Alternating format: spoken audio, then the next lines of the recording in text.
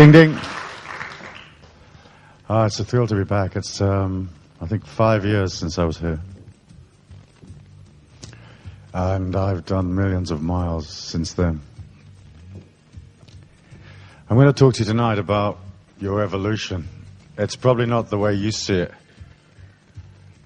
But I'm really into the shortcut, you know? All this bullshit of going up a fucking mountain in the Hindu Kush, forget it. It takes too long.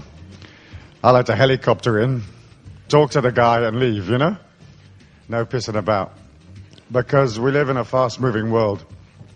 And I'm not mad keen on things that are complicated because, I don't know, I've always liked spirituality to be very simple and easy. And all spirituality in the end is to do with freedom.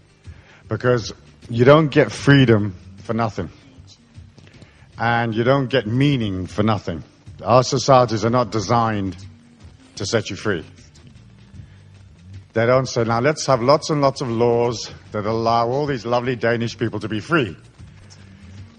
To be individuals, to fall in love, to make as much money as they want, to go where they want, when they want. We don't have countries like that. Our countries are run by the biggest arseholes that have ever incarnated on this planet. And they're basically into control trips. And we are programmed to conform, you know? And sitting at the hotel today having lunch, watching people walk back and forth, I was watching them and thinking, wow, how sad. Because they have sort of like conformist walks, you know? They have a special conforming way of walking. And to really conform, you have to press the muscles of your ass like this, you know? Because you have to hold this sort of invisible, etheric carrot up your ass. So I was having this very expensive lunch, and you watch them doing conforming when they're walking. There's an actual conformist walk. And it's a bit like that. And then they come to this traffic light, and they're not allowed to cross for some reason that I cannot fucking understand if the little man is red, you know? So they all stand there, I presume in the pissing rain, waiting for the light to go green, you know? And I think, wow, that is so amazing. I mean, why would they do that? You know, imagine when it's cold here, which is like, what, most of the time, right? You know, you look up the road, there's no cars coming. You look up the road the other way, you can see to fucking Stockholm. There's not a single car on the road, right? And there's 6 people at the traffic light standing there in the pissing rain. And you think, huh? Excuse me? Why are they doing it? You know, why are they doing it? And I thought, how weird, you know? So I saw the little red man. I thought, this is perfect.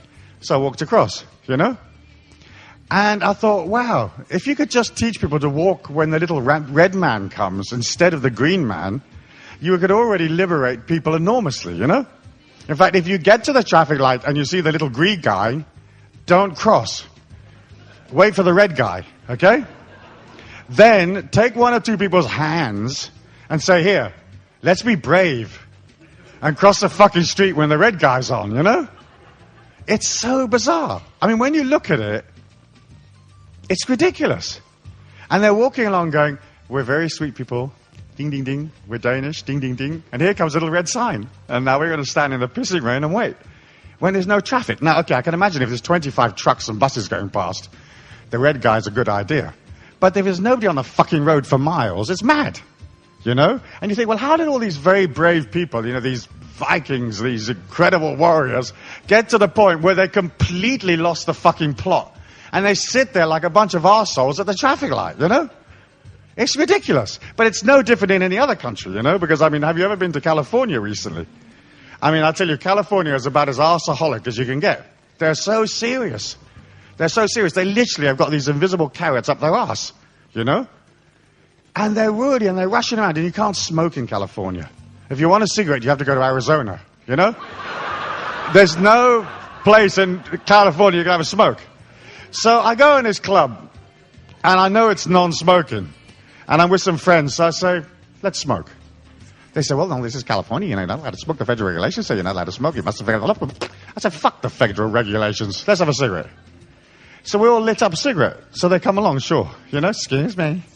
I'd smoke. I said, well, I'm only smoking this cigarette. They said, no, you're not even allowed to smoke this cigarette. I said, look, brother, I want to smoke a cigarette. What are you going to do about it?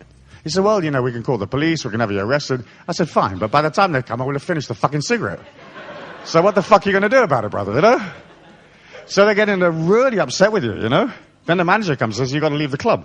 I says, okay, as soon as I finish the cigarette, I'll go. No problem.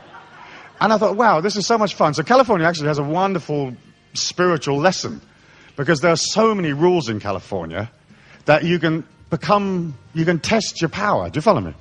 Because that's really what you've got to do out there. You've got to test the system. Whether it's the system of religions, the systems of morality, the systems of sexuality, the systems of God, the political system, the tax system, The tax system, for fuck's sake, man. Let me help you practice the tax system. This is how you handle the tax system. Like that. Excuse me? Try this. Fuck the tax system, man. People ask me for taxes. I say, fuck off. It's my money. They say, but you got to pay. I say, I'm giving you a fucking thing, so fuck off. What you going to do about it? Piss off. You got to fight for your freedom. You have to. Because this is a fascist world, and it's getting worse, isn't it? With the European Union. I think they want you to join the euro now, You got very nice little krona, very pretty pictures on it. And they want you to go into the euro. For fuck's sake, have you seen what's been happening to the euro? The euro needs a parachute to survive. It is falling so fast, And they want you to join. And they're going to have scare stories in the paper for 6 months, I'm sure. Why? Because the last referendum you had, when you said, listen, fuck the euro, they didn't like it, right? Because it doesn't allow you to drift into the conformity of the new world order. And now they're going to tell you want to join the euro. I tell you, if you vote for the euro, you're stupid. Because suddenly you have no more power. There'll be some arsehole in Belgium telling you what you can do and can't do. It's stupid, isn't it? But we're born to this conformity. And if you don't conform, it's very scary. I was going from Vancouver, BC, in Western Canada to America. And I was going through the customs.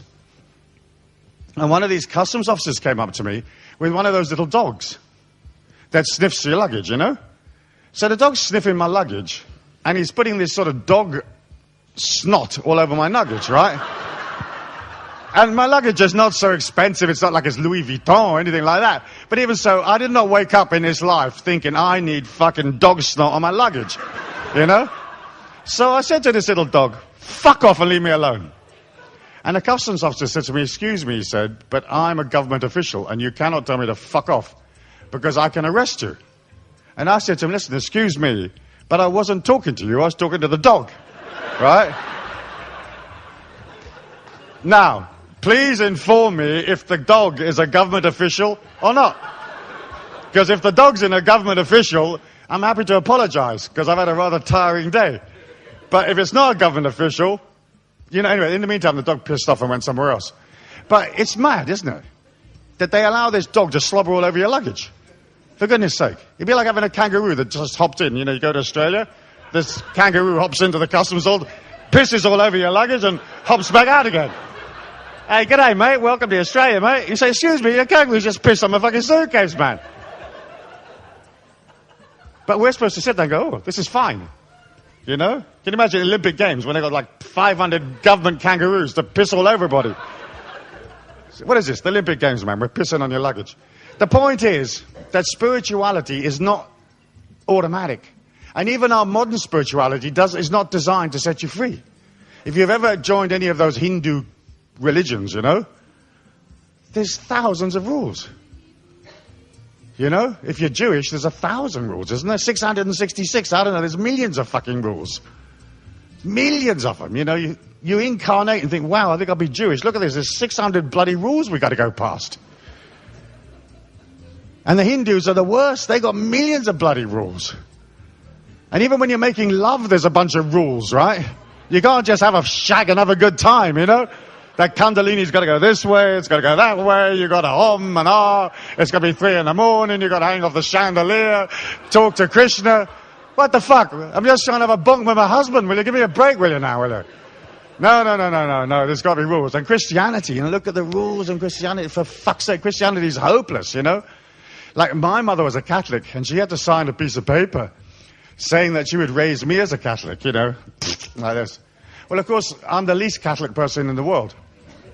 But of course, when I was like 1, I couldn't argue, because I didn't know any better.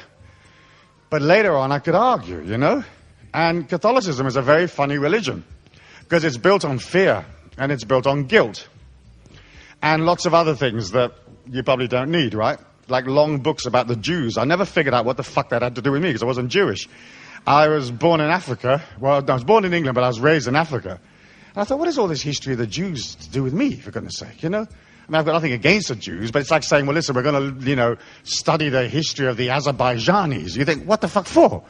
Unless I'm going to Azerbaijan, why would I care, But anyway, I did years of this crap. All these apostles and these tribes and the wars they got into. Anyway, finally, I began to understand Catholicism. I thought, this is really strange stuff, man, And in Catholicism, you can go to hell for more or less anything, right? I mean, for even looking up, you can go to hell, I mean, they've got hell worked out, the Catholics, right? In fact, being a Catholic, it's almost impossible to go to heaven. Because if you make one fuck up in the whole of your life, let's say one morning you're a bit stoned, you don't get to Mass, you don't get to heaven. So, in fact, there are actually no Catholics in heaven, right? They've done an audit. Price Waterhouse, famous accounting company, have done an audit of how many Catholics are actually in fucking heaven. None. Zip. Not a one. Because every one of them fucked up somewhere. In the course of 80 years, you're bound to, aren't you, And of course, if you're Catholic, you're not allowed to masturbate. Right? So, I mean, imagine how many people that's fucked up for a start, And of course, they all go around terribly guilty because they know they're going to hell, And I thought about this. So when I got to puberty, at the age of 13, I thought to myself, well, this masturbation thing's a bit hard because I was living at that time in this sort of English prison that they call public schools with like 500 other boys. And now I'm 13 and I've got all this testosterone running around my body and it's almost like I've got my, testicles for earrings, And I'm thinking, women, where are they? And there's not one in sight. But you're not allowed to masturbate. So you think, well, what the fuck am I going to do, man? I'm going to padlock my hand to the bed or what, And I thought, this is so weird. This religion's totally fucking out of its head. And I thought about it for days and days and days. And I thought, well, wait a minute. If God really, really, really, really was really upset about you masturbating, I mean, really upset, your thingy would be out of reach, wouldn't it? It'd be somewhere strange, like on the back of your leg or something, so down here. And you'd be going like this, and they'd be going, I know what you're doing. You're going, oh, sorry. I know. But you imagine God up there thinking, right, we're not going to let any of these people masturbate. We're going to put 10 trillion testosterones flying around their body, right? But we're not going to let them do anything about it.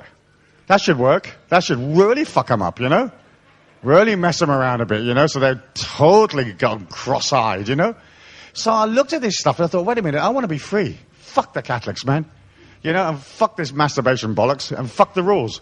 I want out, I want out. So I went, I went on a very strange and interesting path. I mean, some people would be shocked on the path I went on.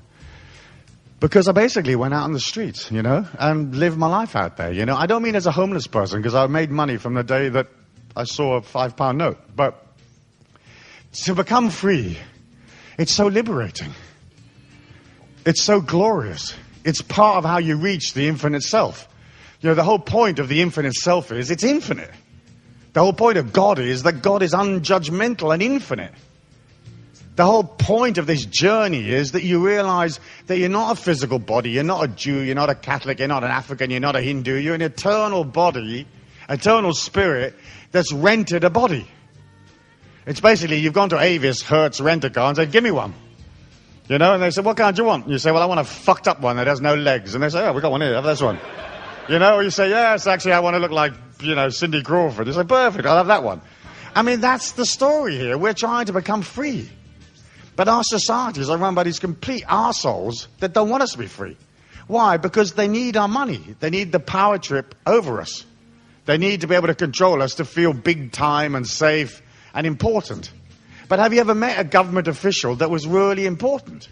I never have. I never have, man. I promise you, I never have. They're all totally arseholic to me. Some of them are quite sweet. But they're sweet like a sort of rainy afternoon is sweet, You're watching the water run down the window thinking, when the fuck's the rain going to stop? You know? We're not born to be free. And we're not born to have meaning. Because our society is designed to make sure that you don't have any meaning. That you just tick-tock along, giving your money to them so that they have meaning. That's it. Real meaning, you have to fight for it.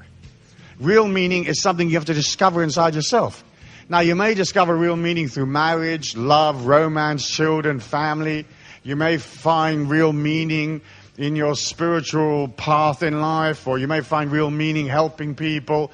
But you have to discover it. Otherwise, life is comparatively boring, isn't it? And when you turn the television on, it's ridiculous. It's just basically a propaganda tool for TikTok, isn't it? You know? It tells you, conform. Buy these type of fish fingers and not those. You know, these tampons, not those. Buy this shit. And what do they have on television? They have whatever the government's telling you. Hello, everybody in Denmark, you sweet and lovely drones. Listen to tonight's news. This is what the government is saying today. These are the things that we want you to buy. These are the things and concepts we want you to accept. This is the bullshit. Don't think for yourself, please. We don't want any of that original thinking crap going down here. You know, just buy this bullshit. You know, and by the way, when you get to the traffic light, remember the little red guy and don't cross the fucking road. And you might think to yourself, wow, this is so sad. Well, what happened to the spirit of the Vikings, brothers? You know, what happened to this powerful nation, you know? I mean, don't feel bad about it. I'm not putting you down, because it's the same in every bloody nation, you know? Because you've only got to go to England to see what a bunch of arseholes they are, you know? It's a very short trip, you know? Or try Germany, you know? For some reason, all the fascists in the world seem to have incarnated in Germany and all the arseholes in England. It's really amazing. Totally amazing, you know? So it's not that one particular nation's any worse or any better, but you think to yourself, why, my God, look at these proud people, you know? And how do they fall so low, you know? And how did we all fall so low? It's ridiculous. It's totally ridiculous. So when I started to look at this stuff from a point of spirituality, I thought, well, what would God want? And of course, God doesn't want anything. God's love, immensity, enormity. I've seen it. You know the near-death tube that people see when they have these traumas in surgery? And they see the light of God, you know? And then some spirit comes along, you know, like Jesus, and says to them, not yet. And they realize, oh, fuck, okay, back to the earth plane, right? Not yet. Well, I've seen that 7 times. I didn't die on a surgery table. I just learnt this trick in trance, so I could trance myself so much that I simulated death. And I've seen the light of the God Force, and it's immense. It's huge. It has no boundaries. It has no rules. You know, there are no tax forms. There are no regulations of what shape the fucking cheese is supposed to be up there in the God Force. There's no little guys with little red lights that say cross or don't cross. It's big. It's you. It's me. It is the infinite self. And the first concept in that book, Infinite Self, is I am God. And people say, wow, that's really arrogant. What do you mean I am God? Well, I am God. Ding, ding, wake up. I'm God. Okay? Ding, ding, you're God. And so are you, and so are you, and so are you, sir. We're all bloody God. There is no God outside us. And whatever else there is in the team, you know? In other dimensions, other planets, wherever they are. But we are God. So next time the tax man comes out and says, have you filed your taxes? You say, I'm God, fuck off.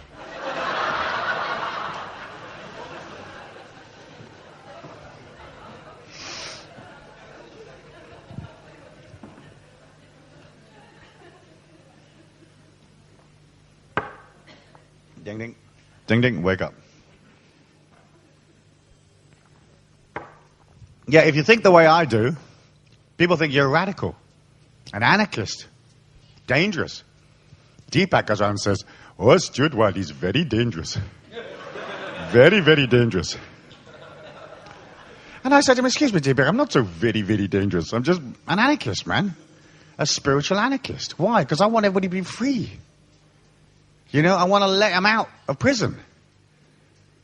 You know, I want them to look at all those little vitamin bottles in the morning and say, fuck this shit, and have a vodka and tonic instead. You know? If you're vegetarian, do me a favor tonight. Go to McDonald's. Have a double cheeseburger with all the shit on it, right? The worst crap you've ever seen. Tomato, ketchup, the lot. And you'll liberate yourself. You can go back to vegetarianism tomorrow. But don't make it into a religion, for Christ's sake, you know?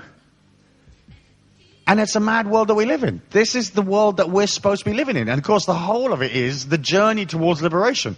So I started off my spiritual journey as a teacher, teaching people how to get out of TikTok. It's what I call this 9-to-5 nonsense, you know? And so I'd say to them, listen, be brave. Be brave. Try it at the traffic lights. Grab 3 or 4 people, strangers' hands. That even when you touch them, they'll be shocked, right? They go, ah, I'm being abducted. No, you're not being abducted. I'm showing you something, brother, you know? Here, hold my hand. We're going to be brave. We're going to walk across this red light. They said, fucking hell, man, we can't do that. You say, sure we can. Be brave. Fight for your freedoms. And if the coppers stop you, if the police stop you and try to arrest you for walking against the light, tell them you're a Polish refugee. Say, sorry, I'm a Polish refugee. And the policeman says, well, what do you mean there's Polish refugee? They don't have refugees in Poland. You're saying, well, no, of course, because I left. You know, I'm here. And he says, well, how many Polish refugees are there? You say, I don't know, but I know at least one. Me. I didn't understand this red thing. And he'll say to you, listen, you've got to stop when it's red, you know. You say, well, I've got to tell you the truth. I lied. And the policeman says to you, what do you mean you lied? You say, well, I'm not really a Polish refugee. I come from Chechnya. He says, what are you telling me now? You say, you're not Danish, you're not a Polish refugee, and you come from Chechnya. You say, yeah, well, that's the whole point of being a refugee. You keep moving, man, you know. If you stay in the same place, you can't be a fucking refugee. You fail, you know. Chechnya, brother, you say to him. Chechnya, have you ever been there, brother? And he'll say to you more than likely, no, I don't even know where bloody Chechnya is. You say, well, it's in Russia, you know. We've been having a war in there. You know, the Russian troops came in and they bombed the shit out of the place, man, you know. And that's why I crossed on the little red guy. And the policeman's going, excuse me, you crossed on the little red guy because there's a war in Chechnya. You say, yeah, because, you know, in Chechnya, man, the bombs are falling in the street all day long, you know. My father was killed, my mother was killed, my brother was killed crossing the road. Even the fucking cat was killed crossing the road, you know. So in Chechnya, you can't piss around waiting for a little red guy, green guy, that kind of shit. If you're crossing the road in Chechnya, you got to go really quick, man, you know. So the guy will go, oh, fuck, all right, off you go, don't worry about it, okay. She's a Chechnyan, Polish, Danish, something refugee. Then you go around the corner, right, and you find some people that are the green one and the red one. You say, wait, don't cross on the green. Wait for me. We'll all go together on the red. Okay? And this is how to make it really successful experiment. Put your finger up. And walk on the red. Ding, ding, let's go. Ding, ding, let's go. Try this. Go into a restaurant and order everything backwards. The whole lot. So start with a coffee, dessert, main dish, starter, soup, and a cocktail. It drives them fucking crazy. They say, what kind of anarchist is this that wants the bloody dessert first? The other thing you can do, which I love to do, but I've only done it a few times because it's expensive, is, you know the long list of starters in a menu on the first page, you know? When the waiter comes or the waitress comes and says, which starter would you like? You pause and go, They say, well, which would you like? You say, all of them. They go, excuse me? I did this in a Thai restaurant in Perth in Western Australia. All of them? They said, but there's 22 starters on here. I said, I know, all of them. Give me the lot. They said, you can't eat 22 starters. And I said to the waitress, I said, look, sweetie, I said, I didn't say I was going to eat them. I want to look at them. She says, but you'll have to pay for them. I said, look, I'm not arguing about that. Of course I'll have to pay for them. I said, just give me all the bloody starters. So she gets in a panic and runs off and speaks to the manager and says, look, I think my English isn't very good. There's a bloke over here that wants all the starters. All 22 of them, you know, pad, sod, prick, dom, dick, you know, that stuff they have in Thai restaurants. All 22 of them. So the manager is very polite, goes up to me and says, excuse me, sir, Mr. Wilde. He said, she hasn't understood. You want all 22 starters? I said, yeah, it's a lot. He says, well, that's a lot of food. I said, I know, I explained to her, I just want to look at them. And if there's any dishes I like the look of, I'll eat some. So they bought all 22 starters. It's really cool. But now here's the best bit. Then they come along and say, what do you want for a main dish?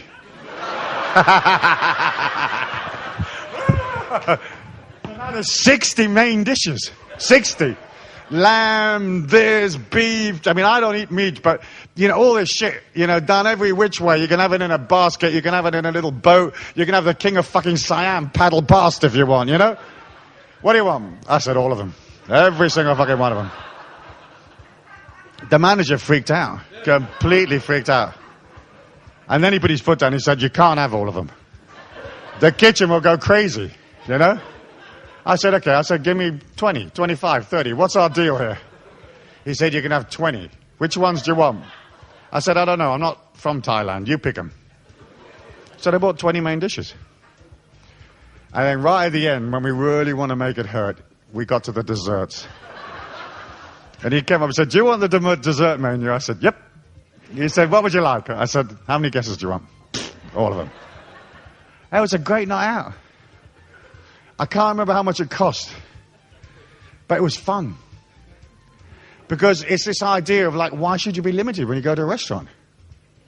Why should you be limited when you go into a bar? Why should you be limited when you make love? Why should you be limited when you talk to God? Why should you be limited when you earn money? Why should you be limited on your quest in life? Why should you be limited on anything, providing you're not hurting people? You are born free. Definitely. There's no question of it. I will give you my personal written guarantee. This whole of my teaching life could be bullshit. But if there's one thing that's definite, is you're free. And you start to become free. And you look at the infinity inside of you and you just align to it.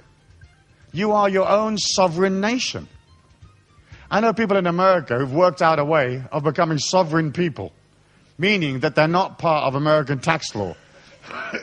There's a quirky thing in American law where if you're a citizen of the United States, you owe taxes to the Inland Revenue Service. But if you are an American, you don't. In other words, the tax law in America was written for the citizens of the United States. If you elect to be an American person, there is no tax law in America. So these characters figured out it's much cheaper to be American than a citizen of the United States. Because as a citizen of the United States, you pay taxes, and as an American, you don't. So they just decided to be Americans. Then they realized there was lots of other little loopholes, like they could issue driver's licenses. United Nations driver's licenses. They don't even need American driver's licenses. You can have a United Nations one. And you don't even have it into your own name. Do you want to be a count, countess, princess, king? Do you want to be Muhammad Ali, Michael Jackson? Who do you fancy? You can have a United Nations driver's license in any name you like. It's legal. I thought, fantastic. For weeks now, I've been thinking, what shall I call myself? What will I have? And it says occupation. I'm going to put diplomat. That way, when you arrive at the customs, they'll see United Nations diplomat. They must think, woo, TikTok, let him through. And that little dog that sniffs and pisses all over your suitcase has got to go fuck off somewhere else, There's ways around everything. One way around is to move. Because if you keep moving, you're free. Like a shark will die if it doesn't stop moving. A shark in the sea. It has to move to take in oxygen to stay alive. And I thought about it. I thought, wow, my incarnation is a shark. Because if you keep moving, you're safe. But we tend to think that if we do move a lot, we become unsafe. But the most unsafe place to be is in the same place, isn't it? If you keep moving, you're safe. So that's why years and years and years and years and years ago, I thought, wow, I'll keep moving. And a lot of the time, I move all the time. Often I move every 3 days. Ding, ding, let's go. I think I've been in 9 cities in 6 days. Ding, ding, let's go. But that, in a way, is how our spirituality is. Our spirituality is moving. Our energy is moving. Our power is moving. It isn't a sedentary thing, a sitting down, slow, nauseating thing. We're climbing. And at first, you have to fight your way out. You have to fight your way out of the morass of TikTok. And it's really hard to let go. It's really hard to leave. I remember thinking when I left Catholicism, my God, I'm going to burn in hell. And then I thought, well, fuck this, man. I'm going to burn of boredom if I don't leave. But if you look at this, your journey's like this. This is the infinite journey. You start here, TikTok, total nonsense, no freedom. The mother-in-law comes round, you got to eat the stupid cake. You hate the cake. You hate her, but you can't look her in the eye and say, listen, look, I really love you, but fuck off, I don't want the cake. Try it on Sunday next time she comes round. Fuck off. I don't want the cake.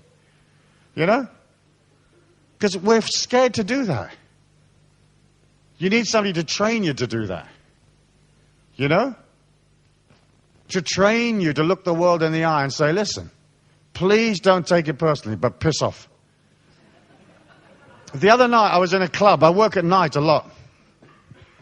I work at night a whole bunch because I go out with these little wizards that I train. And we go and save souls at night. And I was in this club and there was a fight.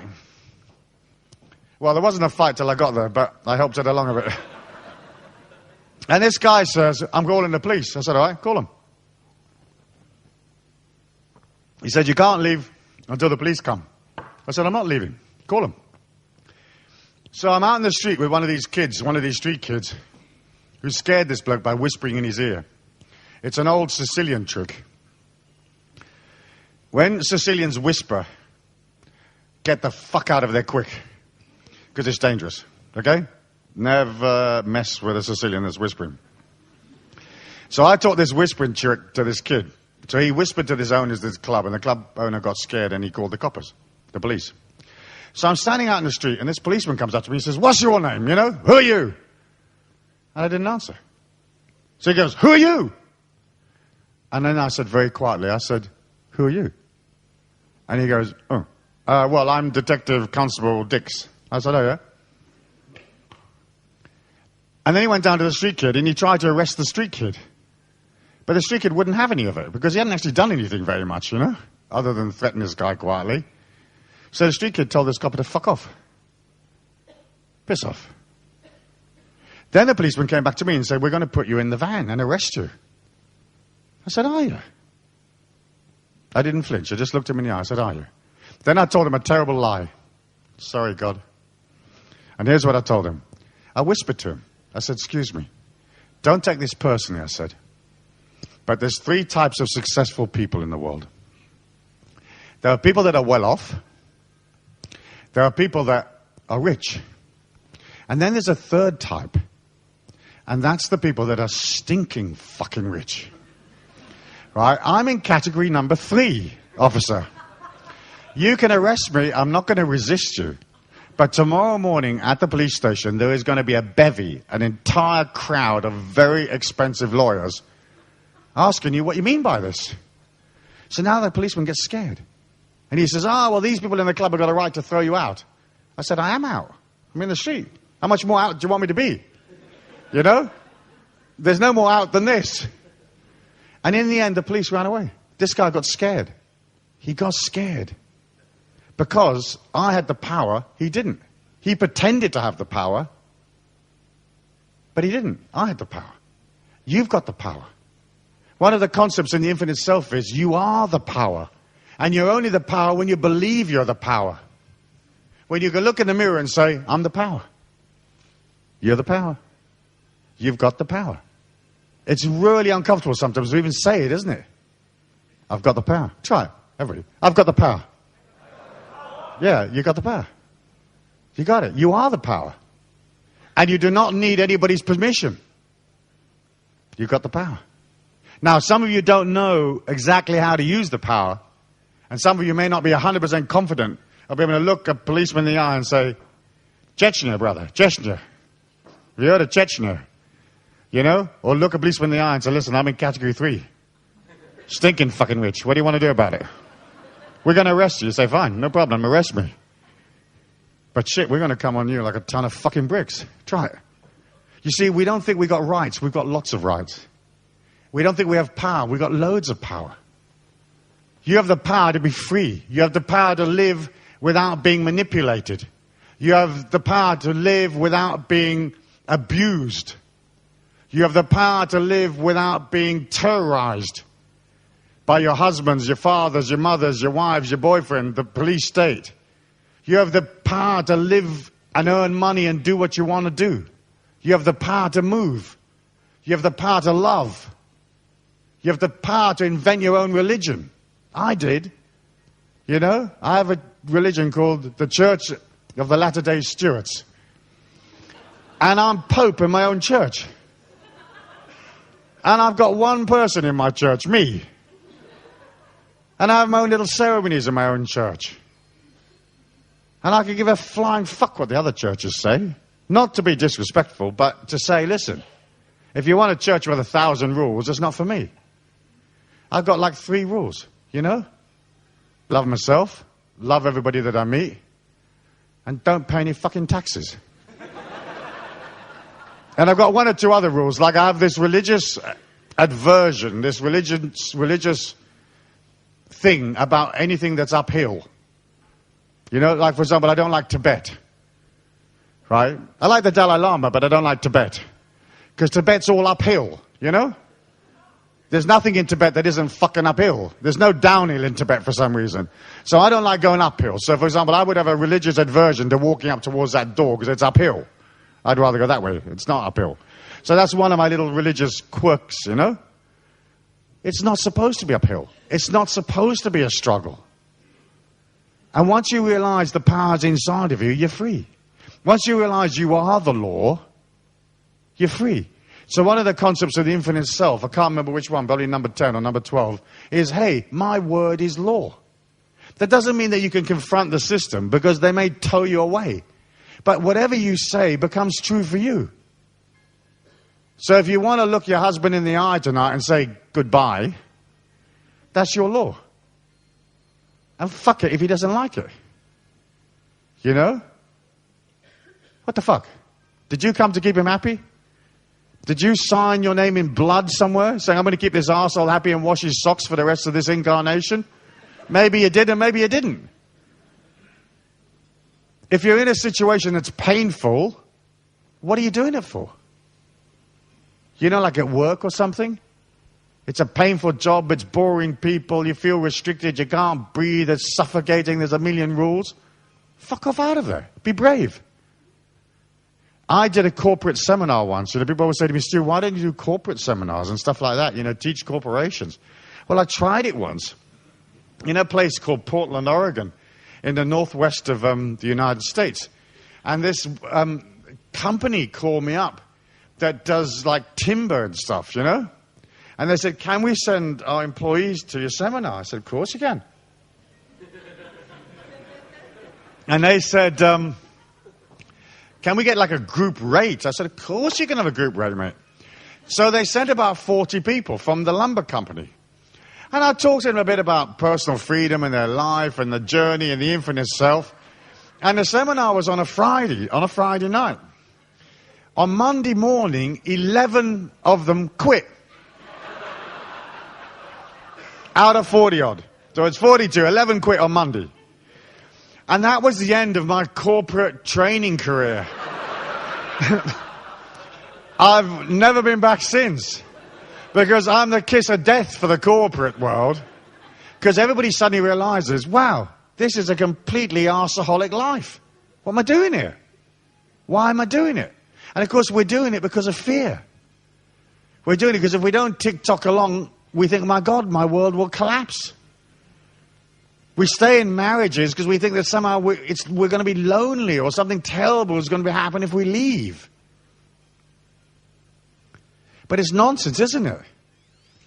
I mean, if you're heterosexual, you have 2.5 billion people to choose from, right? When it comes to romance. And if you're bisexual, there's 5 billion. 5 billion people to choose from. There must be somebody out there you like. What? How do you know, brother? You may not have asked them all. And anyway, it's to do with romance and love. It's to do with romance and love. It's to do with the idea that, hey, there isn't any limit here. There's loads of them. There isn't any limit to how you can make money. There's no limit to your spiritual journey. There's no limit to how much knowledge you can acquire. And the only limit is you've got to understand you're free. Oh, wow, I'm suddenly free. Wow, that's really cool. Let's go. Ding, ding, bing, bing. Let's go. You come out of TikTok and you make this turn. And in my book, I call it the 1,000-day climb. And that's because it sort of takes you 1,000 days to get from TikTok to here where you start to begin to develop your spirituality. And you take that spirituality and usually you'll do what I did. You're really awkward with it and you're strange. You know, you get on the green slime tofu diet and you want everybody to do it with you, you know? It's like, you know, in America, there's people that have those head thingies on their head, you know? I don't know if they're Sufis or Sikhs or what they are, but they get up at 4 o'clock in the morning and they eat a piece of cake because somebody in the 12th century thought that was a good idea, you know? And they're vegetarians and they've got all sorts of rules. And there's a lot of them in Santa Fe near where I used to live. And they're always very pale looking and they wear white clothes, completely white all the way, you know? Like they're wrapped in bandages. And they've got this thing that looks like a kid's nappy, you know? Americans call them diapers, that's on their head. And they're very pale, these people. They're super pale. And they always work in health food shops. Have you noticed that? They do, they work in health food shops. So they're really, really pale. And you're at the checkout counter. And this sort of white ghost apparition with this nappy on their head gives you some green slime and says, this is what I take for energy. And you look at them and you look at a slime and you think, shit, you know, I'm out of here, man, you know. You run across the street into the pub and say, listen, give me a treble fucking Gemmel dance, some vodka, anything you got, man. If that's what these bastards say for energy, I'm out of here, man. It's too scary. Well, that's what happens up here, you see. You start to believe in this shit. So you believe in the, you know, in sort of Rami, Swami, the Barmi. And, you know, you don't notice that he's some dusty little fucking Indian up the Hindu Kush who's going, everything is love. Well, I mean,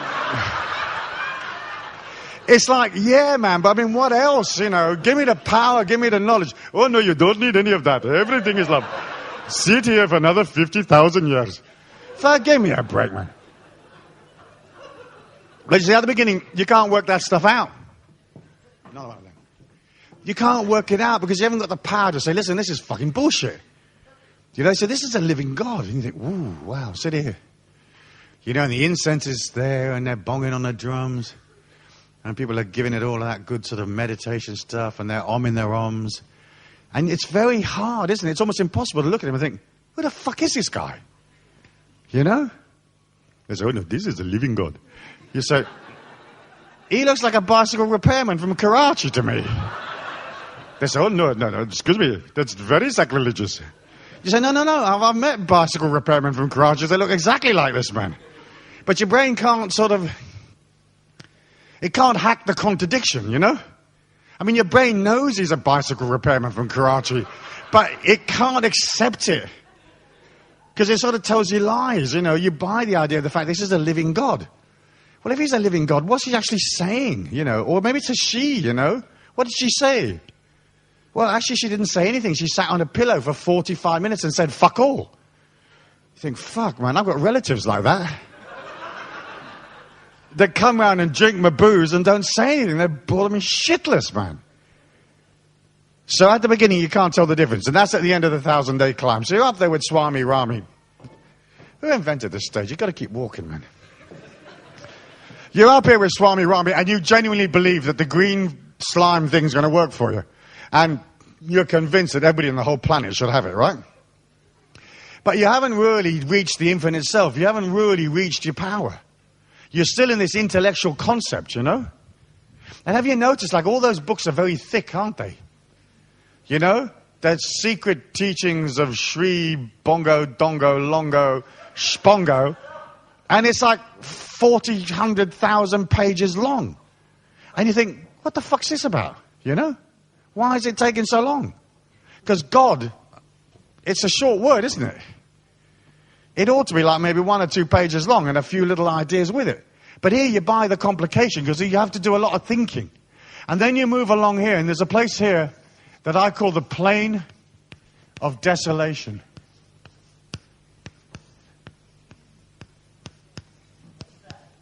Desolation is where things are very, very sparse. Desolate means the absence of trees. Let's say, for example, a desert would be desolate. The high mountain areas with no trees might be very desolate. Having no friends would be desolate. And the reason why this plane is desolate is because it's there where the ego dies. It's there where you start to embrace the infinite self. And you embrace it through quietness, through meditation, through serenity, through touching nature, through realizing that you're a complete arsehole. It took me years to figure that one out. Years and years and years. I actually thought I knew things, it must have taken me 3 to 5 years to work out I am completely arseholic. I should, join Arseholes Anonymous here, man, and go to meetings every Tuesday. Because I'm a complete fucking idiot. As you travel towards God, and you go so far away from the TikTok material world, and the ego starts to die. And as the ego starts to die, you start to believe that you're dying. So you'll have all these sort of like near-death traumas. You'll think, my God, I'm falling sick. I'm not going to make it. I'm going to crap out and fall over. And it's just part of this journey. And basically what you're doing is you're moving towards the transcendental self. And the transcendental self is not complicated. It is simple. It is extremely simple. It's even simpler than I'm describing it here. It's just I'm contracted to talk for 2 hours tonight, so I'm going to complicate it a bit. But I can show it to you in about 3 minutes. If you come tomorrow, I'm going to show you how to blow a hole through the top of your crown chakra in 4.20 seconds. Ding, ding. People say, the Kundalini, you got to do this, you got to do that. And you have to push your sperm here, and you have to suck here, and you have to take it up your spine through the jade portal and the chakra and the dinky lakra, and la la la la, and you got to sit here and shag in a monastery for 91 years. I can fix the Kundalini for you in 4 minutes and 20 seconds. Boom, there it goes. You can see God. You say, it can't be that easy. You say, okay, we'll do it in 3 minutes and 20 seconds. We'll speed it up if you're in a hurry.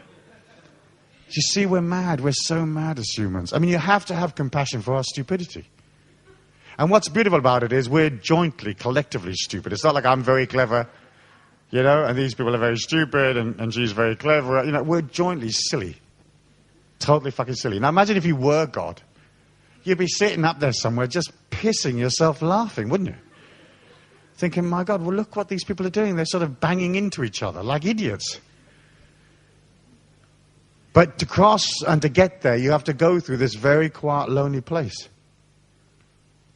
where your world begins to die, where the people that you're friends with tend to drift away, where the things that you used to think were really, really important suddenly change, where you stop seeing yourself as African or Italian or German or Polish refugee, female, male, computer analyst, nurse, doctor, bus driver, and you start to see yourself as an infinite being. Now, the beauty of an infinite being is you can move in any direction you like. So when I teach these kids at night, I teach them how to walk. And first thing we do is we practice walking. You'd think it was obvious how to walk. But I tell them, listen, let's walk down a hallway here, and you've got to own this hallway. So I'll make them take the power from here and hit the roof, boom. And then I make them spread the power out, left and right, and walk down this hallway. And they do it. And then sometimes I might say, here, do this. I'd say, walk into this restaurant and silence the whole restaurant. So that everybody in this restaurant stops eating and talking. And you'd say to me, well, Stuart, how do you do that? It's easy. You walk in, you just push your power. Boom. You can stop a meeting. And it's amazing to watch. And I'm not lying to you. I've seen it done. And it's just control. It's just having the power. It's knowing that you are the power. It's not mind. It's not money. It's not materialism. It's not sexual power.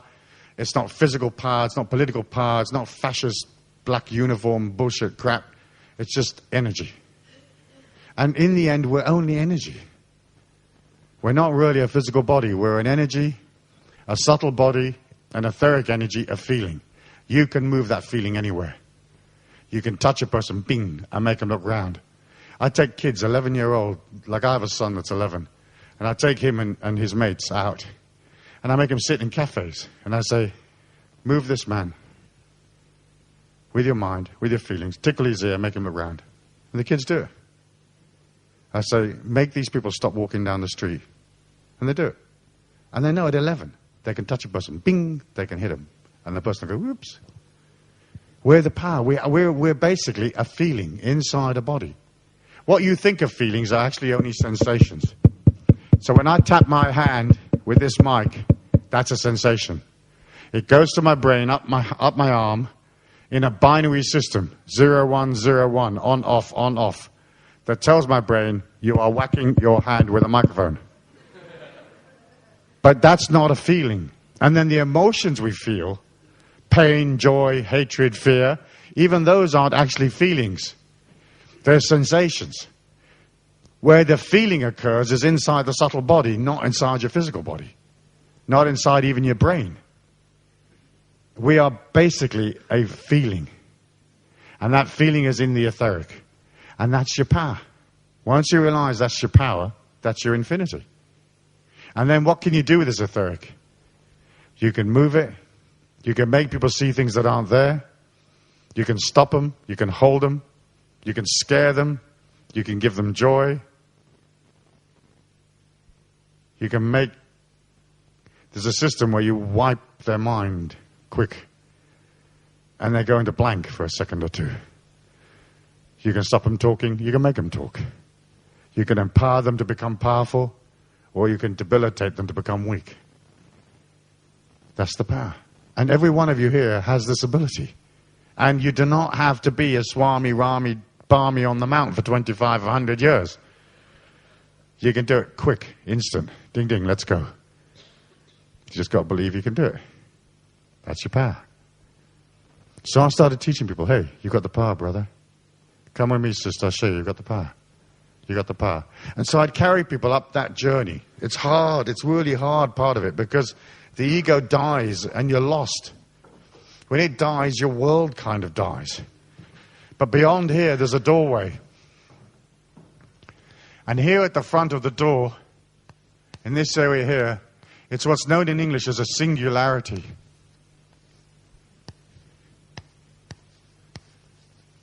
It's a scientific term.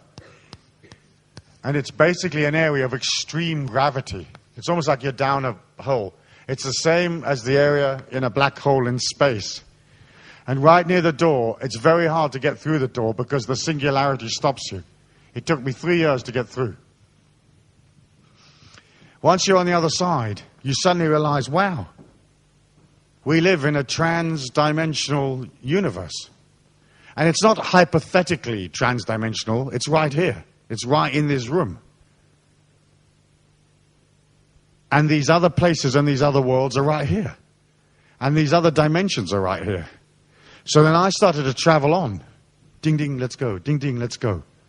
But as I traveled on, I had to face my fears all the time because the further you go on the journey towards the infinite self, the more frightened you get.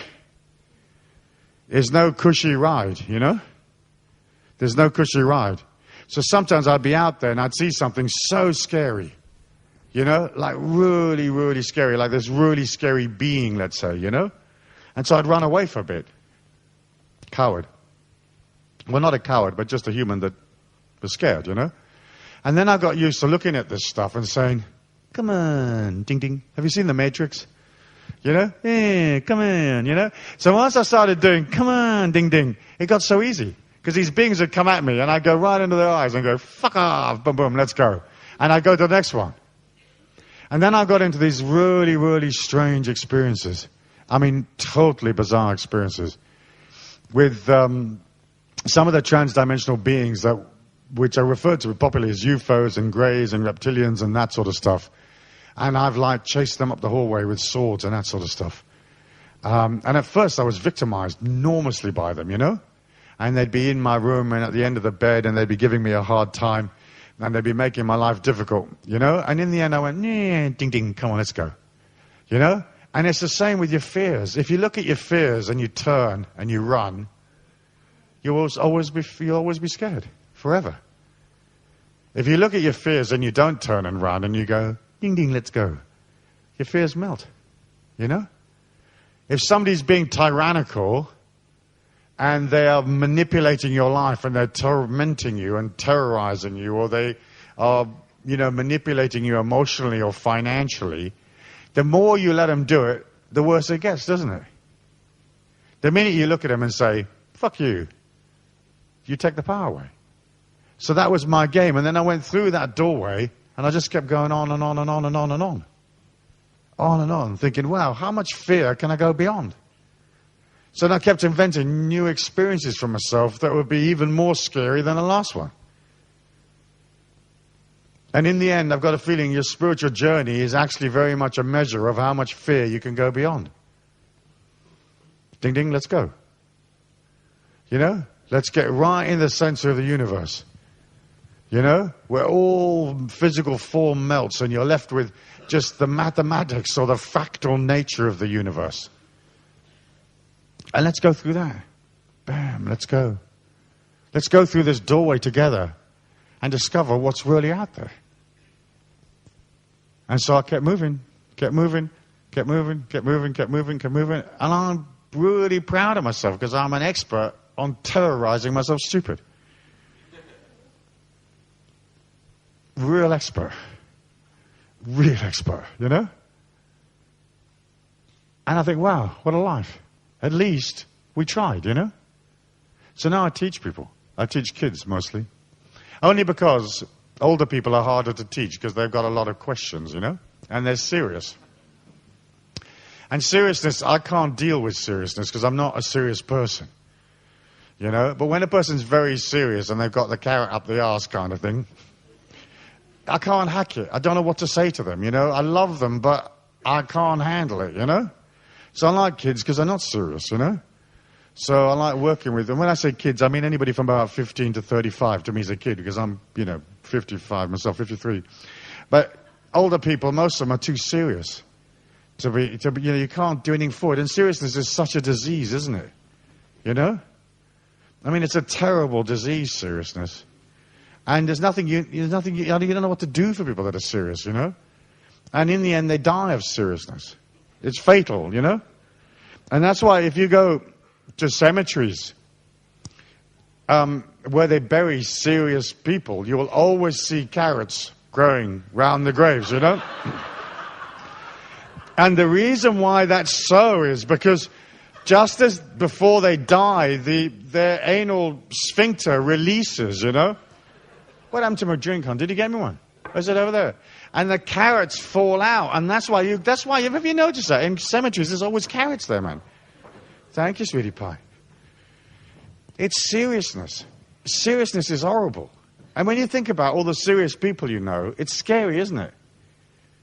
Well, I find it scary. Maybe you guys are very serious, so you like them, but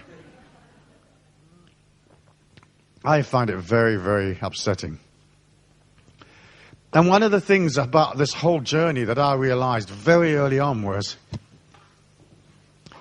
if you can't handle your own death, this life will torment you. So in the end, you have to be brave. Death is only serious if you're scared of it. And so one of the things that I taught people early on in the early days, in the 80s when I first started teaching was, hey, you got to face your death, brother, sister. You got to agree to it. And you have to take death with you, wherever you go. And I've been in that many scary situations, that many like life and death situations. And every time I get into one, I think, ding, ding, this is it. And then ding, ding, maybe it ain't. But what difference? Because in the end, you have to accept, do you not? There's no point in fighting life, otherwise you're never free. And one of the main concepts of this whole infinite self is, you got to accept. So in any given situation, one or two things can happen. It either will happen, or it won't happen. Simple, isn't it? You will either drop dead tonight, or you'll still be here tomorrow morning. That's it. Either your husband is having an affair, or he's not having an affair. Ding, ding. Either you decide to keep him, you take him home, you scrub him down with disinfectant and say, listen, stop that shit. Or you get shot of him. Either they're going to fire you or they're not going to fire you. Either they're going to pay you or they're not going to pay you. But life is so simple when you stop struggling against it. When you just flow along with it. Simple. When there's no more struggle, you're free. You're completely bloody free. It's easy. So I realized, wow, death, no problem. In fact, how many of you can safely say, hand on heart, that you're not dead now? I mean, you don't know, do you? You might have dropped dead a long time ago without realizing it. And this is some sort of human echo in your body that keeps you going, And we can't actually say that we're alive, can we? I mean, you can't prove it. In fact, you can't even prove that your thoughts are your thoughts. Have you thought about that? How do you know they're your thoughts? You can't prove it. And you know how thoughts jump all the time, Some of the thoughts that you have are definitely not your thought. But you can't actually prove that it's you that's doing the thinking. You think, wait a minute, are you kidding? Oh, well, of course my thoughts are my thoughts. And I'd say to you, well, how can you prove that to yourself? And you can't. So maybe all those things that you're scared of, you're not actually scared of them. And somebody else is. Do you think I'm scared shitless of my mother-in-law? You think, oh, no, I'm not. That's somebody else's thought. You see, you don't know, do you, really?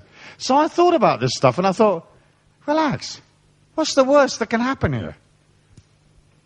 The worst that can happen is that this plane smashes into a fucking mountain. Boom. And it's a very egalitarian thing, plane crashes. It's a very equalizing thing. It's a bit like sort of socialism, Danish style.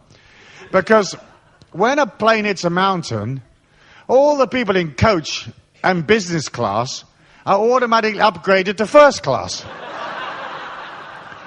At about 800 kilometers an hour. So you all wind up going to heaven as equals. Except for the ones that stop at the little red traffic light. You have to encourage them to come to heaven. You say, come on, ding, ding, let's go. Don't be scared. What's the worst that can happen?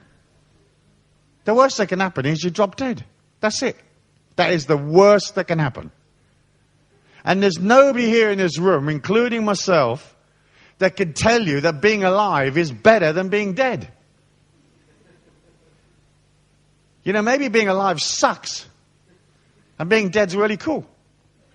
If you've had an out-of-body experience, as I'm sure many of you, if you've been on this path a while, have, the first thing I noticed was how light one is out of the body. You don't weigh anything. And I remember being out of my body the first time ever and looking back at myself and thinking, wow, man, I feel so light. I feel literally like a feather. And I'm thinking, shit, every morning of my life I have to get up and I have to schlep like 160 pounds, right? Which is what, 75 kilos or 70-something kilos around all day. I mean, already that's very bothersome, isn't it? It's an effort, isn't it? It's like as if God clips this dead horse to your leg every morning. You think, I'm going on my spiritual journey.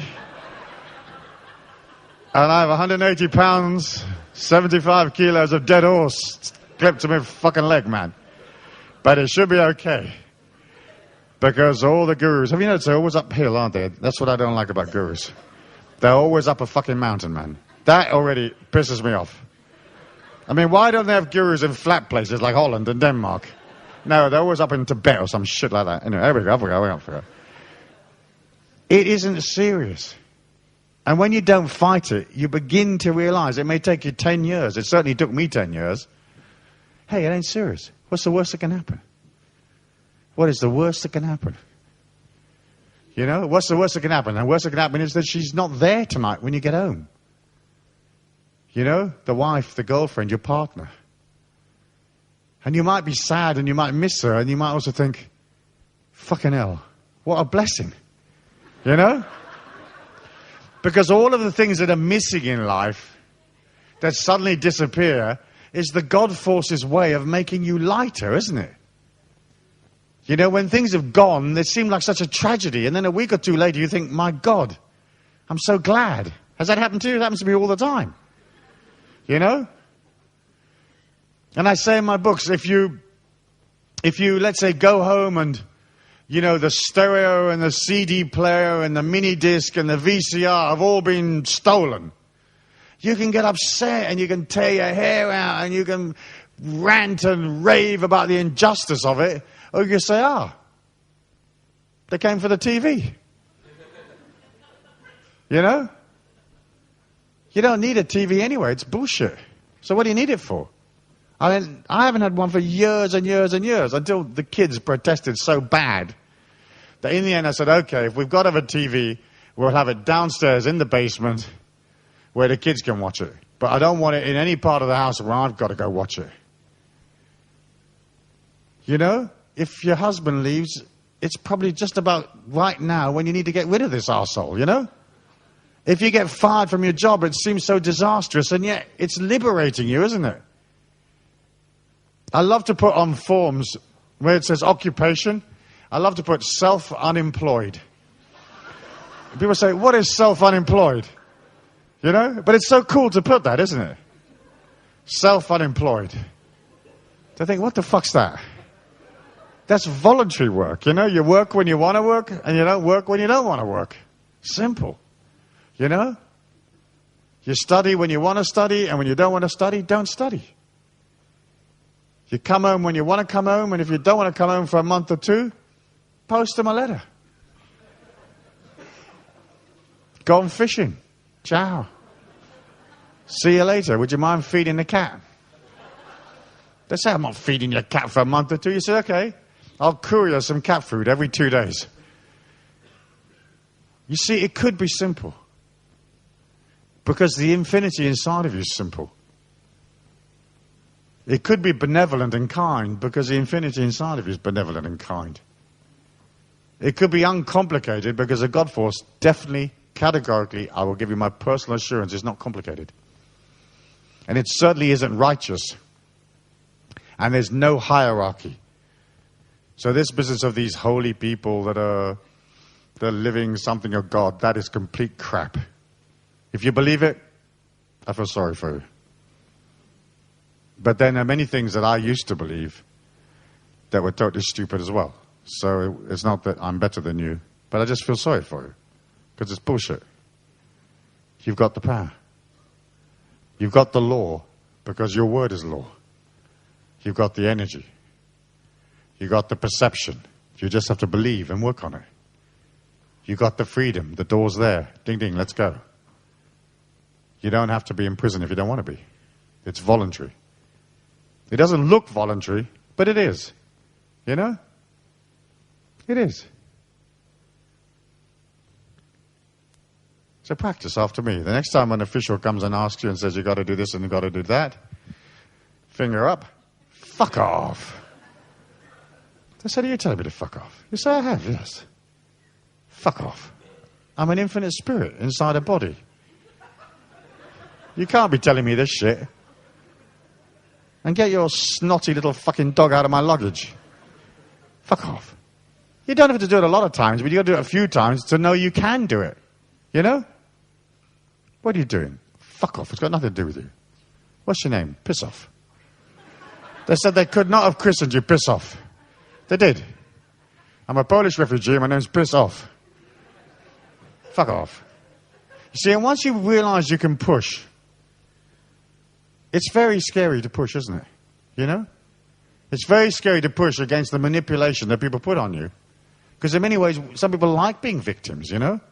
But you know when you have those people that like being victims, you kind of sort of want to whack them in the head to keep them happy, don't you? Their victim energy says, please belt me in the head, won't you? Boom, do this. So you like victimizing them. The minute you're not a victim and you step back and you go, fuck off, they all run away. If they don't run away, you pick up a big piece of wood and you give them a clip in the head. Bang! Fuck off now. This club owner the other night, he said to me, I've got friends in the IRA, you know, the Irish Republican Army. And I said to him, have you now, man? And I went, bang! And he went right off this wall, dying, boing, you know? I said, don't be telling me about the Irish Republican Army. I said, fuck you, man. I've been going to Ireland for 20 years, man. He says, well, I've got friends in the South London Duty gang. So I went, bang, again. This time he bong, bong off the bloody wall again. I said, don't be telling me about the Duty Robertson brothers in South London. Well, this arsehole couldn't get the message. So then he says to me, well, I'm connected to a Yardie gang in North London in Islington. What a boom! I whack him again. I said, are you getting it now, brother? I could give a flying fuck for you, the IOA, or your Yardie gang. He says, you've hit me 3 times. I whacked him one more time in the head. Bang! You know? I said, no, man, you can't count. I've hit you 4 fucking times. Now piss off out of it. And he got scared and he ran away. I mean, I'm not suggesting you do this all the time, okay? But once every so often, it's great, you know? So when the mother-in-law comes around with that stupid cake on Sunday, right? Tell her to fuck off, you know? When the minister or the priest at church says, how are you on Sunday? Tell him, piss off, you know? When your boss comes in and goes, yeah, say fuck off out of it, will you? You know, before I got really pissed off and I whack you in the head with this computer, fuck off. And he says, or she says to you, what's the matter with you? You say, well, nothing's the matter with me, but I've just been to Stuart Wilde's seminar, so piss off. Fuck you and your little dog too. You know that lovely line from, what was it, Wizard of Oz? And I get you and your little dog too. Fuck off, man. Be free.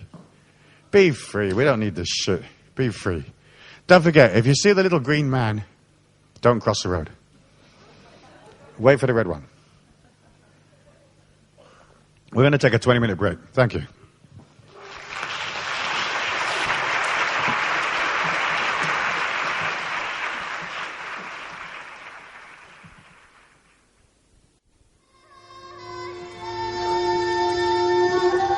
Ding, ding, let's go.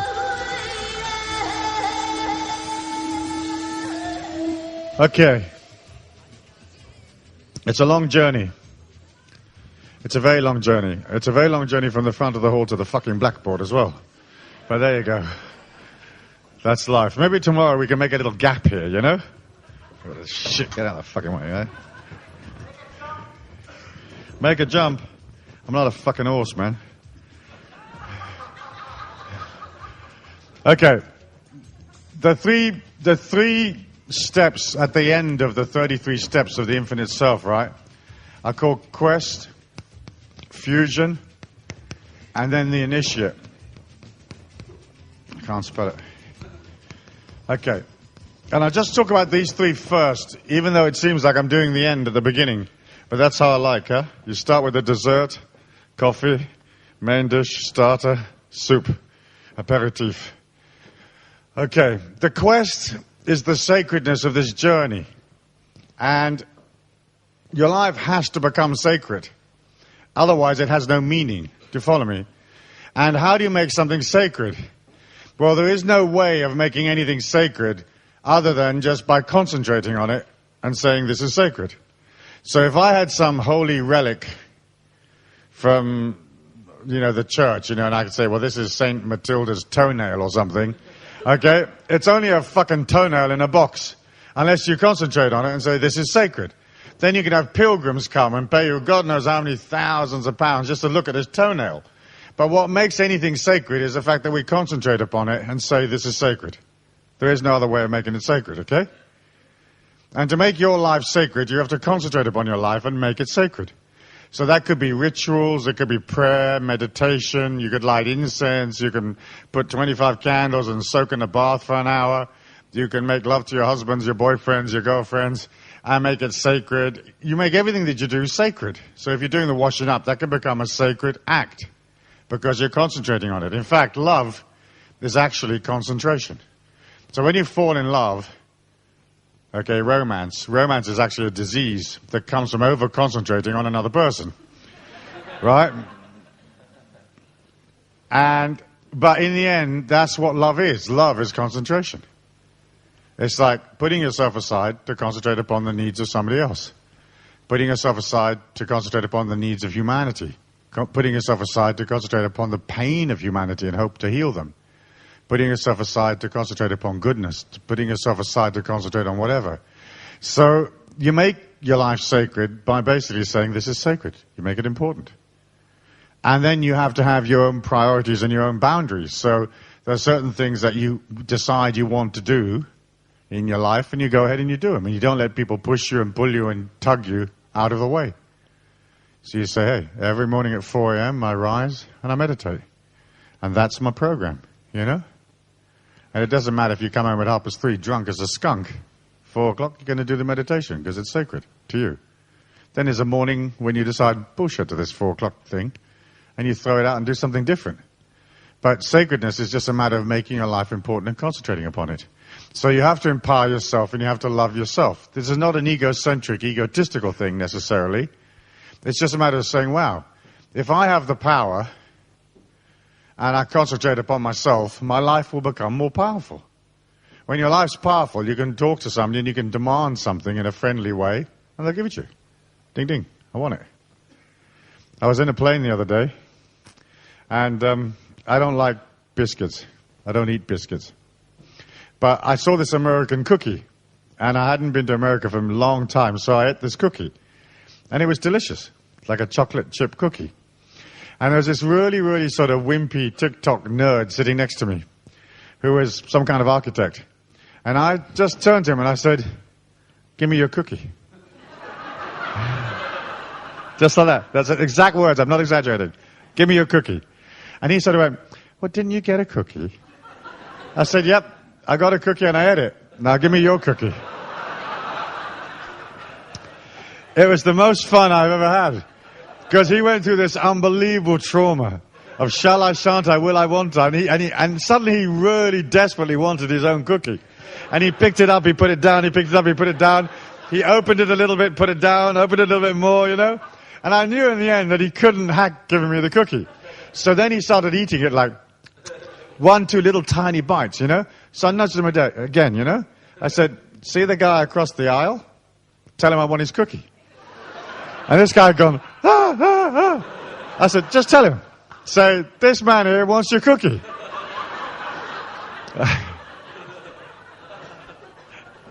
I was only playing a game, but I thought, wow, well, I get the cookie, man, you know? It's like life. You go into the boss tomorrow and you say, listen, when I first signed up for this job, I was weak and insecure.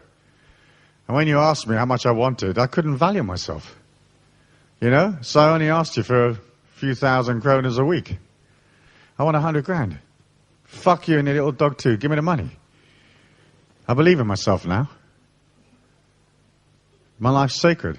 And if your boss can't see you at 100,000, tell him, okay, ding ding, ciao. Because sometimes the easiest way to get a big pay rise is to move to another company, isn't it? Because they don't know what an arsehole you are yet, you know? And plus, if you came in at like 15,000 kroner a month or something, you know? Sometimes it's very hard for people to see you at 100,000 kroner a month because they're sort of used to you being a suffering servant. Do you follow me? So sometimes you have to quit one job and move in at a higher level. But the point about Quest is, it's sacred, this journey. And you only have a small amount of time. Not that there's a rush, but we only have a certain amount of time. And every one of us here have wasted 10, 20, 30 years. You know, when we signed up for Alcoholics Anonymous, we wasted a lot of time, you know? So make it sacred. Make your sexuality sacred, make your life sacred, make your money sacred, make your spirituality sacred. Make it all sacred. And as you get disciplined, and as you begin to center and control the mind, which is a central part of how you grab this infinite self and how you actually see these other worlds, then eventually the next step is fusion. And fusion is that moment when it all comes together. You know, almost like a welder with some metal, and he has this hot lamp, and he can fuse 2 pieces of pipe together and make them whole. And it's really the fusion between the yin and the yang inside of you. Each one of us is androgynous, and androgynous means sexless. So you're not really female or male. You are an eternal spirit that has no sexuality. It's androgynous. And in the fusion, you get to that androgynous state. You know, you get to this infinite state where you actually join with God. And joining with God is not a holy moly spiritual bullshit. It's just joining the humanity. You know, being able to look at total strangers and say, I love you. Try doing it tomorrow at the traffic light. I love you. Huh? What are you, some kind of poof? You say no. I just love you, brother. What do you want? I don't actually want anything. I just love you. You know? The fusion inside of yourself is the joining of the yin and the yang. It's a joining of the feelings. It's a point where the mentality becomes settled. It's the point where you learn to accept. And one of the steps in the Infinite Self book is acceptance. It's like, don't fight, accept. Don't resist, accept. If today is your last day, accept. And it only becomes sad if you haven't done anything with your life. But if you've done something, if you've traveled, if you've seen, if you've been, if you've helped people, if you've experienced, if you've loved and you've lived, and you've listened to the great operas, and you've seen the great paintings, and you've been to the theatre, and you've been to the races, and you've been to Cannes, and you shagged your fucking brains out for weeks down there with a toy boy, and you've done something, then if today's your last day, what the fuck? You had a good time, didn't you? In English, we say, I had a good run for my money. Meaning, you know, like when the horses run well, you bet on it. Even if it comes second, at least you had a good run for your money. You know, at least, you know, you entertained yourself. That's fusion. Fusion is where you consolidate inside yourself. Where you go beyond having to explain yourself. Where you go beyond the guilt. Where you go beyond the pain of your dysfunctions. You know, some of you that were abused as childhood, it's sad. It's part of your karma. But get over it, ducky. You know? You can't stay abused forever. People say, well, I was so poorly treated and we were so poor and stuff. Hey, okay, so that was your karma, you know? Fusion says you're rich. You're not only materially rich, but you're spiritually rich if you can open your heart. Most people have a heart chakra like a flea's arsehole. It's about this big. You know, why? Because to open your heart means you have to become fearless. And you know, I was saying to you, most of my journey in this life has been how much fear could I hack? How much fear could I take? How brave could I become? In the end, bravery is your only option. I say it twice. Bravery is your only option. Because otherwise you're perpetually a victim of your fears. And you're not only a victim of your own fears, but you're a victim of all the fears that people place upon you. You know, they say, oh, you must be careful of this and you must be careful of that and you don't do this and don't try that and what if you lose your money and what if you do this and what if they run away and what, you know, fuck that shit. Be brave. So when you look in the bathroom mirror tomorrow and you're putting your makeup on or you're having a shave or you're doing both,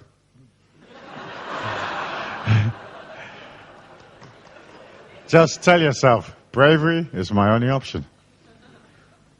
It's the only option I got. And sometimes I take people out on really, really, really spooky journeys. I have these tours called Transcendental Tours. You cannot describe them. They're more transcendental than most people can hack, you know? It's a lot of transcendence very quick. And some of them are very joyous, they're very entertaining, and we go out at night and we have a heaps good fun, but some of it's really scary, you know? And it's scary for me as well. You know, and I tell them, we're going out today, and we're going to be shit scared all day. Bravery's the only option. Let's go, ding, ding. And that's your fusion. That's the point where you don't have to explain yourself anymore. In the older days when we used to do the Warriors' Wisdom seminars, and they kind of became a little bit of legends, really, because they were so strange. In the early days, I used to make people dress up in funny outfits. In the end, I dropped the idea because it was too complicated. But I'd make people, like, let's say, for example, hire a chicken outfit. Okay? And let's say you work in a bank. So you hire a chicken outfit. And on Monday, you go to work in a chicken outfit. At the bank. Right? And you're not allowed to explain yourself. You just arrive at the window and you start cashing people's checks, answering their inquiries, transferring their money. You know? And when they say, why are you wearing a chicken outfit? You say, what chicken outfit? In other words, you don't bother to explain yourself. And I had 3 guys in one of the seminars that were part of a commando military unit in Australia. And they were part of A Company Commandos. And it's a very famous unit in Australia, in the Australian regiments, military regiments. They went to the camp dressed in ballerina outfits with tutus and tights and the whole bit. Now, these are military men with huge muscles and tattoos, killers, been to Vietnam, blah, blah, blah, all that bullshit, you know? And they just went back to the military camp dressed as ballerinas. And the sergeant, you know, the guard at the gate at the camp, saluted them. Fucking amazing, huh? And they just walked in their ballerina outfits. They didn't explain themselves. It's really hard to do if you're a military man. Any soldiers here in the room? Try it. You know, just to arrive, you know? Try walking backwards for half an hour. Down the street backwards. Just keep walking backwards. And don't explain why you're walking backwards. You know? Or take your dog and dye it pink. You know, and go to the office with his pink dog. People say, why is your poodle pink? You said, I don't know, it must be something it ate. You know?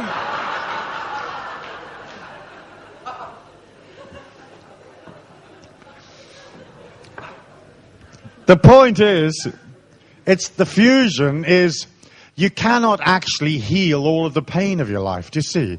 It's sad, but you can't. All you can do is have enough energy to go beyond the pain. You can't heal all of your inadequacies. I can't heal mine. You know, I'm seriously dysfunctional. I'm proud of it. I have a PhD cum laude in dysfunction. But I'm not trying to heal my dysfunctions. If I ever woke up one morning without my dysfunctions, I'd totally feel fucking lost, you know? I'd say, what is the matter with my life? I feel okay. You know, I can't heal my dysfunctions, and I don't want to heal them. I like my dysfunctions. You can't get past your fears, all of them. So just agree to be scared. Just be human. People say, what's the matter with you? So I'm completely scared shitless. Love me, God, I'm scared. You know, I remember lying in bed 3 nights ago, I had this really spooky experience. I was just lying there saying, love me, God, I'm scared. Love me. That's it. That's all you can say, you know? That's fusion. The fusion is when you know you've done your best, you know that you have compassion and benevolence for humanity, you know that your power can heal people, and you will never be perfect. You'll never be the perfect mother. You'll never be the perfect father. You'll never be the perfect employee. You'll never be the perfect boss. You'll never be the perfect professor, the perfect airline pilot, you know? Maybe you will smash them into the mountain, you know, boom, all 350 of them, you know? And when you're in the out-of-body state, hovering around a plane crash, you can just say, look, I'm awfully sorry, love me. I put my foot on the wrong pedal. I mean, it wasn't a big mistake, but ding, ding, what can you do? And once you realize that, you become so free. Do you see how liberating this would be, how your life would become so liberated? You'd have so much energy. Because 1, you wouldn't be judging yourself.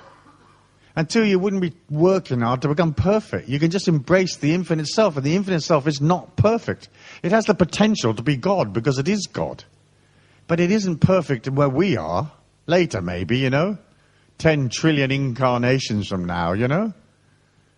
Maybe we're really strutting around really arrogantly perfect, you know? But in the meantime, we're just a bunch of fuckwits. Let's do the best we can, you know?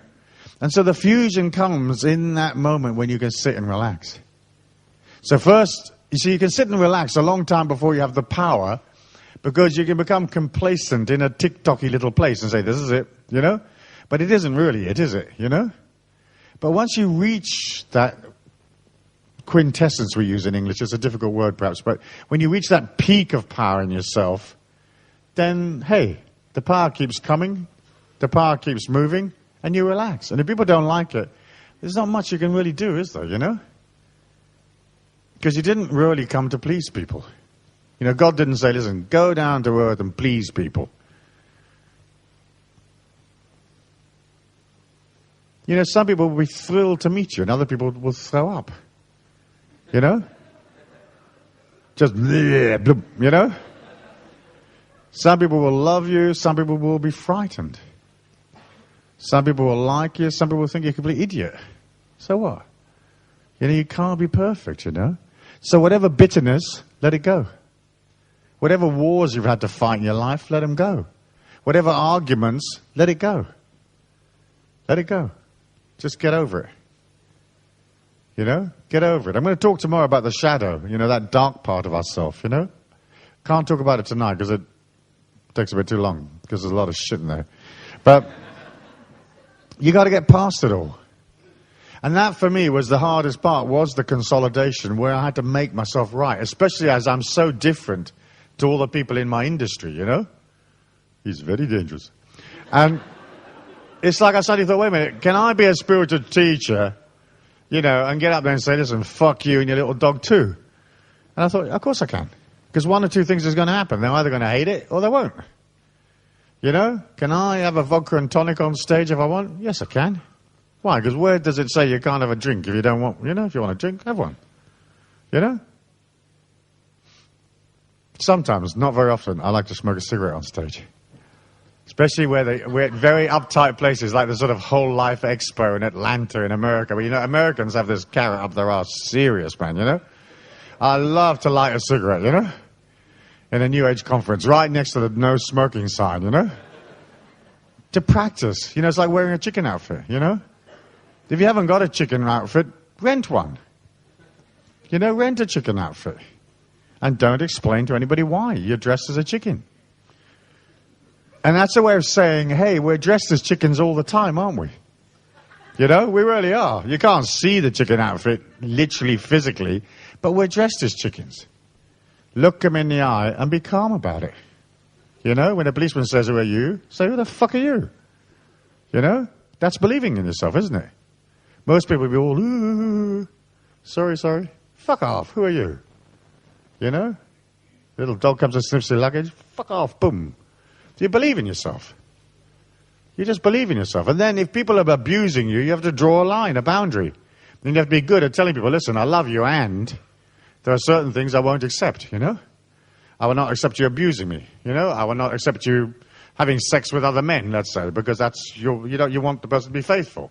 If you want to go have sex with other people, then piss off. You know, I will not accept you spending my money and not giving it back to me. I will not accept you using my car and not bringing it back, or whatever your boundaries are. But you can have any boundary you like, as long as you just tell people what your boundary is. They're not clairvoyant necessarily, so they don't necessarily know what you want and you don't want. But you just tell them, hey, I've just done a bit of fusion. Fuck off and stop taking my money. And once you get to there, you're free. You see, and most people think this journey is complicated. It's not complicated. It's unbelievably simple. All you got to do is stop thinking. And we all think way too much, you know? It's what I call in my books overthinking on life. There's no such real term in English. But it's like, you know, where you're churning your mind, you know? Don't think, drink. It's simple, you know? It's so much simpler, you know? So tomorrow morning, if your brain's going like that, have like half a pint of vodka before you start the day. You'll soon stop thinking if you drink enough, you know? You won't give a shit. You'll be so relaxed. I mean, you may not make it to the office on time, but hey, you didn't come to be perfect anyway. You tell them, listen, I've got the flu. It's so much simpler. You know, it is so much simpler.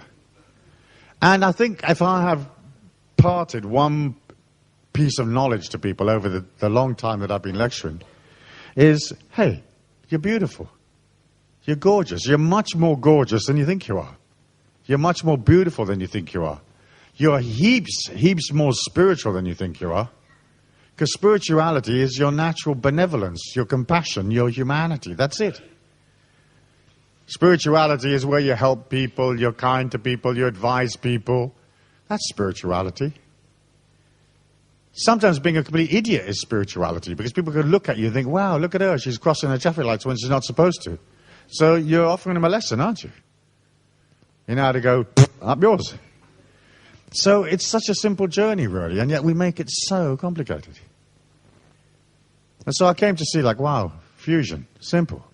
And then beyond fusion is this other world, many other worlds.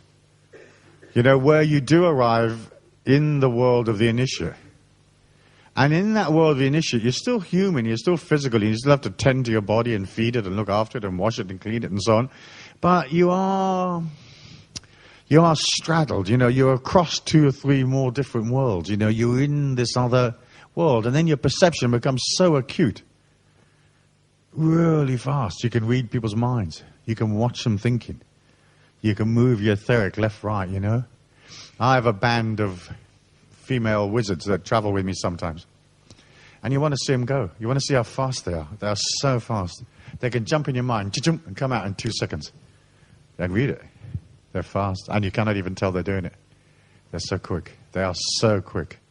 And these are very elegant, very well dressed, often well educated, ordinary women that just went through the doorway with me. I mean, it's taken them many years. They didn't do it in 15 minutes, but they did it. And they're fast. They're really fast. Because they got the power. And have they got the power because they were blessed with it or something, or the angel Gabriel descended on their head at some point, you know, when they were 16? No. They got the power because at some point somewhere, they met this completely arseholic Englishman, half Italian, African, white man, who said, you got the power. And they believed me, you know? And little by little, they figured out, yeah, wow, I got the power. And they got the power, I'm telling you, they're really strong, really strong. They're not just strong women, you know, in a masculine world. They're quick. They're really fast with their perceptions. And that's part of the journey, awareness. You know, and then with awareness comes responsibility. But that's another discussion about what you're going to do with the awareness that you have, you know? And what are you going to do with all of this power? But first you've got to get it. Then what you're going to do with it afterwards is up to you, you know?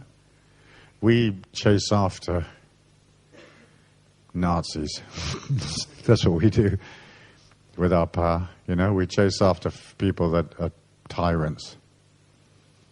And the women will chase after somebody, and they'll check into the same hotel, let's say, and then the 5 of them will come out of body, and they'll fry them and come back in again, all in a matter of minutes, bing, bing. And that's how they chase after him, and they try to turn evil people into better people. And you might say, well, that's slightly infringing, isn't it? And I'd say, yep, it's very infringing. But there you go. There's a war on. Ding, ding. Because we're living in a world that is becoming more and more fascist every day. You know, techno-fascism, you know? Rules, controls, regulations, silicone chips, credit cards, fingerprints, blah, blah, blah, eye scans. You know, one day they'll bottle your fart and keep it and identify you with that, you know? And so we have to push. We've got to stop them doing this stuff because we want to be free. We don't need all this crap, you know? We don't need it. We just need to be free. Okay, yeah, we have to have some laws because you can't have everybody running amok, you know? Or you can't have everybody deciding which side of the road they want to drive on. You know, we've got to have an agreement. We're going to drive on this side or that side. You know, but other than that, we don't need a lot of laws, you know? Because most citizens are law-abiding, they're kind, they work hard, they're happy to help other citizens, you know? And sometimes they freak out, you know? So we've got to handle them when they freak out. We've got to cure them or look after them or build some psychiatric institutions that will help them or heal their pain or whatever. But, I mean, in the end, our societies are very orderly. You know, we don't need all this fascism, you know? So my particular game in this lifetime is, you know, using the power to liberate people and to stop the fascism. Basically, as much as I can. And now, after 15 years, I've got people everywhere. Everywhere. And all of them were like fringe dwellers and, you know, lost souls and deadbeats and broke.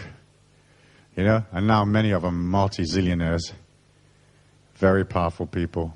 And they're in the top of the big churches, and the top of the big corporations, and the top of the big TV stations, and top of the film companies. And they're all in there, and they're fixing it. And that's, in the end, is our responsibility, to fix our brothers and sisters, because if we don't fix them, who will, you know? So anyway, you all have a responsibility, if you develop your power, to get in there and fix them up. It takes dedication. It takes energy. It takes that sense of wanting to help people, you know? I don't mean just giving them money, because giving people money doesn't fix it for them. It just holds them up. and helps them be more alcoholic, you know? But if you actually help with their pain, if you actually give them back their power, you can help them enormously, you know? And it takes silence, it takes discipline, it takes power, it takes dedication. Sometimes it's dangerous. And then in the end, if we don't pull ourselves up, who will, you know? We need everybody to work on this project of giving people awareness and pulling them up. And it does take dedication, you know? I'm going to finish in about 5 minutes' time, 10 minutes' time, because I've got to be out of here by 10 o'clock and I've got to sign some books. But before I do finish, I want to tell you a story about a guy who really, really impacted me in this lifetime. And he had silent power like you wouldn't believe. And I was working on a project, and this guy showed up. It was a construction project. And he came along and he said, I'd like to build a Japanese garden here on this building site. And we said, well, we have no money to build a Japanese garden, you know, and we don't need a Japanese garden. And he said, no problem, I'll build it anyway. So we said, okay, build the Japanese garden. So he started building this garden, and his dedication was that while he built this garden, he wouldn't eat. Just wouldn't eat. So every day he'd come to work at 7 o'clock, and this was in California, and he'd be moving these amazing logs of wood, just walking with them. I mean, unbelievable weights. And he'd take them and he'd dig a hole all day just to put one log in the ground. Then he'd move rock. Then he'd move trees. And he'd work all day. And at night, he had this little harp, this little Jew's harp, which is that little metal harp that you place against your teeth. And it makes that very strange kind of wanga, wanga, wanga, wanga noise. And he'd stay in the garden at night. He wouldn't go home. He'd sleep in the garden and he'd play this harp and he would guard his garden. And he'd look at the energies and he'd watch the energies. And then the next day, he'd move logs, dig, move rock, and he never ate. And every day I used to watch this guy working. I couldn't believe that he'd work in the hot sun without eating. Never ate. He did drink, but he didn't eat. He drank water mostly. And I'd watch him every day, and he never talked. He just built this Japanese garden. Just carried on building it. And sometimes at night, I'd go and sit with him, you know, like at 12 o'clock at night, 1 o'clock in the morning. And I'd listen to him playing. He was playing this little harp with his mouth. Ding-a-ding-a-ding-a-ding, really haunting. And I'd look at this guy and think, fuck, this is power, man. This is pure power. This guy is so humble and he's so strong, you know. He just carried on building his garden. He built the garden in 42 days without eating. Just built it. And when he built it, it was beautiful. It was an amazing Japanese garden. And nobody helped him. He just built this garden. That's all he did. And as soon as he finished building it, he disappeared. Just left. No, he just left. He just left. He didn't ask for thank you. He didn't ask for, wow, isn't this amazing? He didn't ask, did you like it? Did you not like it? He built this garden more or less in silence, day and night for 42 days, you know? And then left. And I thought, wow, that's dedication. You know, that's it. That's the power. You know, and it says so in the Tao, you know, when your work is finished, leave. And I know when my work is finished on this earth plane, I'm leaving, like within a second. Ding, ding, let's go. And he just built this place. And I learned from that man. I learned more from watching that man than I've had in all the bloody books I've ever read. Because I actually saw at a very young age what silent power really looks like. And then something amazing happened, right? I was walking through an airport, maybe 10 years later, and I saw him walking towards me. And he was with a woman and a small child, and he was carrying a small child, you know? And I was so happy to see this guy. I was so happy. And I called his name, you know? And he looked at me, and he smiled, you know? And he just walked up to me, and he stopped, and he just went like this. And he just bowed. And walked straight past me. Never said another word, you know? And I'd spent so many nights in the garden with him, you know, just sitting with him, you know? And he just stopped, he bowed, and went straight on with his family, never said a thing. And if he'd talked to me, it would have completely ruined his story for me. Do you know what I mean? It was so cool that he didn't say anything, you know? But I was so emotional. I mean, I love that man more than anybody else. And yet, it doesn't bother me in this lifetime if I never speak to him again, you know? Because he had the power. And he knew he had the power. And he didn't have to be grandiose. He didn't have to be flashy. He didn't have to explain it to anybody. He didn't have to explain why wasn't he eating. You know, why do you stay in your garden all night? Why do you play this funny instrument? Why do you do Japanese gardens? You're not even Japanese. He was European. He didn't explain himself. Didn't ask for any money. Didn't ask for anything. And the day he finished, he left. Didn't ask for thanks. Just wasn't there anymore. Ding, ding. And that guy taught me. He taught me what this journey is all about. You know? And each one of you has a Japanese garden somewhere to go build, you know? Build it. And when you finish, leave. Thank you. I'm going to take a couple of minutes break and then I'm going to sign your books. I'll see some of you tomorrow. Ciao. Good night.